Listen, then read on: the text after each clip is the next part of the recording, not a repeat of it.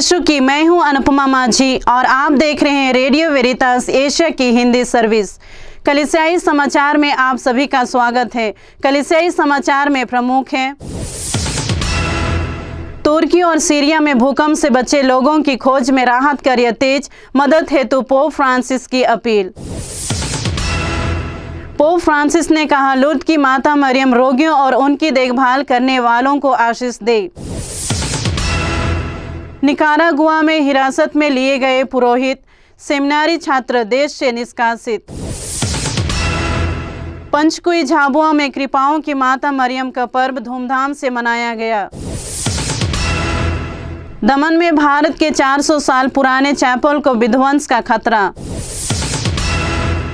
सड़क हादसे में फादर अजय कुमार की मौत। भुवनेश्वर में सेक्रेड हार्ट्स फादर्स ने गरीबों की मदद के लिए रक्तदान शिविर आयोजित किया। वेलनेस स्टूडियो उत्तर बंगाल को मिली पहली साइकोलॉजी लैब। शीर्ष अदालत ने 7 राज्य की सरकारों को ईसाई उत्पीड़न पर रिपोर्ट करने को कहा। रायपुर महाधर्म प्रांत ने स्वर्ण जयंती मनाई। आप जानते हैं समाचार विस्तार से। तुर्की और सीरिया में भूकंप से बचे लोगों की खोज में राहत कार्य तेज, मदद हेतु पोप फ्रांसिस की अपील। तुर्की और सीरिया में सोमवार को आए भूकंप से बचे लोगों को खोजने में लगातार प्रयास जारी में, जिसमें मरने वालों की संख्या अब 19,300 हो गई है। राहत संगठन आपदा के कारण होने वाले मानवीय संकट के संभावित विनाशकारी परिणामों की चेतावनी दे रहे हैं। सोमवार के भूकंप से बचे लोगों को खोजने के लिए तुर्की और सीरिया में बचाव का एक बड़ा प्रयास जारी है, जिसमें 19,300 से अधिक लोग मारे गए थे और जिसमें मरने वालों की संख्या बढ़ने की संभावना है।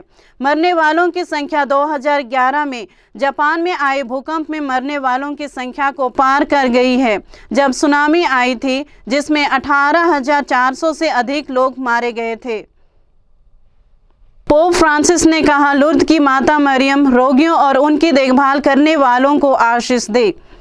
विश्व रोगी दिवस पर पोप फ्रांसिस ने लुर्द की माता मरियम से बीमार से पीड़ित लोगों एवं उनकी देखभाल करने वालों के लिए प्रार्थना की है।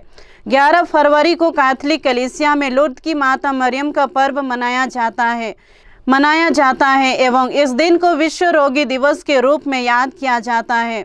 पोप ने एक ट्वीट के माध्यम से इसकी याद दिलाते हुए कहा, आज विश्व रोगी दिवस है। भले समारी की तरह आइए हम रुकें और लोगों की देखभाल करें जो बीमार एवं पीड़ित हैं। लुर्द की माता मरियम सभी रोगियों और प्रेम से उनकी देखभाल करने वालों को आशीष प्रदान करे। निकारागुआ में हिरासत में लिए गए पुरोहित, सेमिनारी छात्र देश से निष्कासित। निकारागुआ के नागरिक अधिकारियों ने 222 लोगों को देश से निर्वासित कर दिया जो राजनीतिक कारणों से जेल में थे, जिनमें कई पुरोहित और सेमिनारी के छात्र भी शामिल हैं, जिन पर सरकार के खिलाफ साजिश रचने का आरोप है। राष्ट्रपति दानियल ओर्तेगा ने जेल में बंद 222 राजनीतिक विरोधियों को अमेरिका भेज दिया। उनमें 5 पुरोहित, 1 डीकन और 2 सेमिनारी छात्र हैं, जिन पर सरकार के खिलाफ साजिश रचने का आरोप है। मनागुआ की अदालत ने एक बयान में निर्वासन की पुष्टि की है, जिसमें कहा है कि 222 लोगों को स्वतंत्रता, संप्रभुता और आत्मनिर्णय को कमजोर करने वाले कृत्य और हिंसा, आतंकवाद एवं आर्थिक अस्थिरता को उकसाने के लिए सजा सुनाई गई। पंचकुई झाबुआ में कृपाओं की माता मरियम का पर्व धूमधाम से मनाया गया। 12 फरवरी रविवार को झाबुआ के पंचकुई में कृपाओं की माता मरियम का वार्षिक पर्व धूमधाम से मनाया गया। 9 दिनी नौवीना प्रार्थना के बाद रविवार को यह पर्व धूमधाम और उत्साह के साथ मनाया गया। इस पर्व में देश के अनेक राज्यों से श्रद्धालुओं ने पंचकुई आकर पूजन विधि में भाग लिया। पूजन विधि सुबह 7 बजे शुरू होकर शाम को 5 बजे समाप्त हुई। पूजन विधि के अंतर्गत उदयपुर धर्म प्रांत के बिशप देव प्रसाद गणावा, झाबुआ धर्म प्रांत के प्रशासक पीटर खराड़ी एवं अन्य पुरोहितों की सहभागिता में पूजन विधि संपन्न हुई। इस आयोजन को पल्ली के युवा कलीसिया के सदस्यगण, सभी पल्ली वासियों के सहयोग से संपन्न कराया गया। पवित्र मिस्सा में 30,000 से अधिक लोगों ने भाग लेकर अपनी मन्नतें एवं अपनी विनतियां मां के समक्ष रखी। प्रतिवर्ष फरवरी के दूसरे रविवार को कृपाओं की माता मरियम का पर्व पंचकुई झाबुआ में धूमधाम से मनाया जाता है, जिसमें देश के विभिन्न भागों से विश्वासीगण अपनी मन्नतें एवं प्रार्थना लेकर यहां आते हैं। दमन में भारत के 400 साल पुराने चैपल को विध्वंस का खतरा। स्थानीय कैथोलिकों का कहना है कि पश्चिम भारत में पुर्तगाली औपनिवेशक काल के 4 शताब्दी पुराने चैपल को विध्वंस का खतरा है, क्योंकि प्रशासन का उद्देश्य इसे फुटबॉल स्टेडियम में बदलने के लिए भूमि का अधिग्रहण करना है। कैथोलिक नेताओं का कहना है कि दमन में आवर लेडी ऑफ रेमेडीज के चैपल को प्रफुल्ल पटेल, प्रशासक और हिंदुत्ववादी भारतीय जनता पार्टी के एक नेता द्वारा नियोजित एक विवादास्पद सौंदर्यीकरण अभियान के कारण खतरे का सामना करना पड़ रहा है। दमन और दीव एक संघीय शासित क्षेत्र है जो सीधे नई दिल्ली में भाजपा के नेतृत्व वाली सरकार के प्रशासनिक नियंत्रण में आता है। क्षेत्र के प्रशासक पटेल ने फुटबॉल मैदान का विस्तार करने के लिए चैपल को ध्वस्त करने के कदम की ना तो पुष्टि की और ना ही इनकार किया। उन्होंने बताया, नहीं, मुझे कोई जानकारी नहीं है, आप स्थानीय अधिकारियों से पूछें। लेकिन स्थानीय कैथोलिकों ने कहा कि प्रशासन विध्वंस योजना के बारे में दृढ़ था। सड़क हादसे में फादर अजय कुमार की मौत। 12 फरवरी रविवार को वाराणसी धर्म प्रांत के पुरोहित फादर अजय कुमार की सड़क हादसे में मौत हो गई।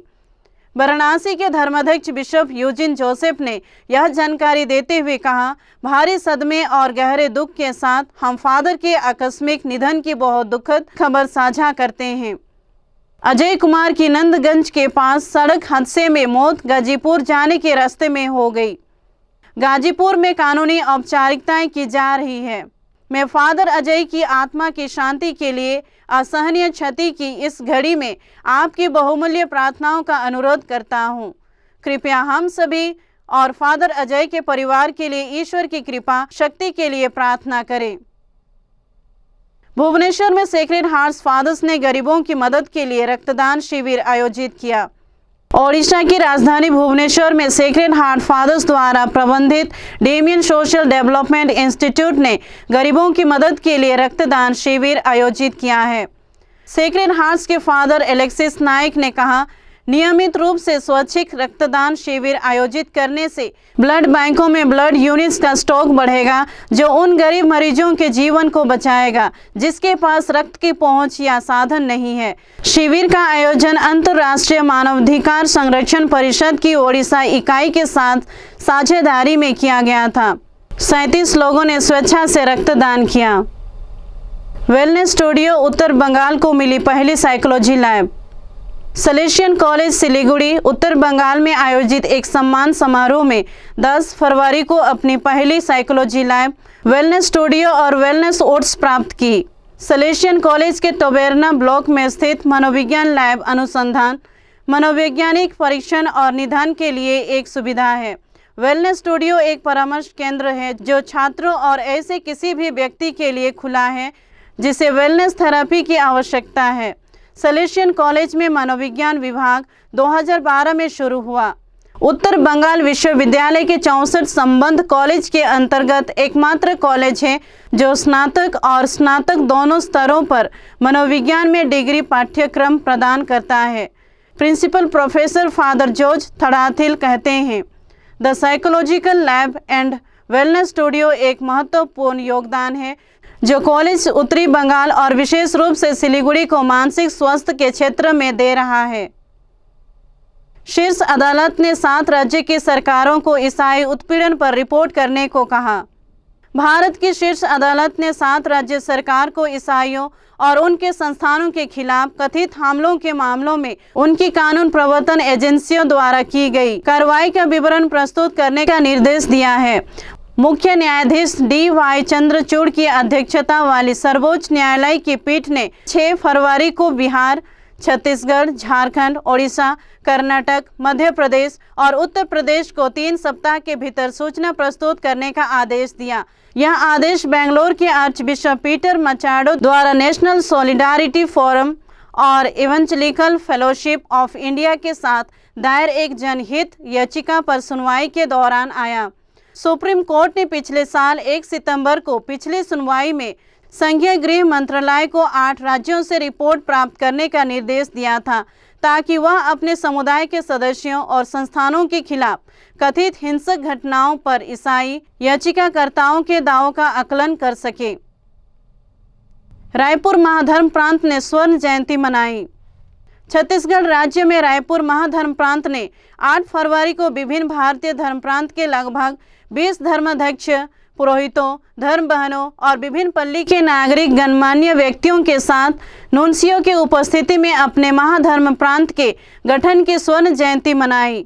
भारत के प्राकृतिक राजदूत आर्च बिशप लियोपोल्डो गिरेली ने कहा, मेरा मानना है कि यह उत्सव आपको छत्तीसगढ़ में ईश्वर के राज्य का निर्माण करने के लिए नई शक्ति प्रदान करता है और उन्होंने पिछले 50 वर्षों में धर्म प्रांत को समर्पित सेवाओं के लिए सभी को धन्यवाद भी दिया।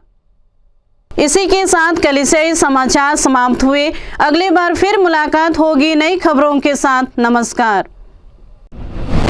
रेडियो वेरितास एशिया आपके लिए लेकर आए हैं RVA mobile app. RVA mobile app पर हमारे विभिन्न प्रकार के कार्यक्रमों का लाभ लें, हमसे जुड़े और एशियाई ईसाईयत की आवाज का हिस्सा बने। आज ही ऐप स्टोर एवं प्ले स्टोर से RVA मोबाइल ऐप डाउनलोड करें।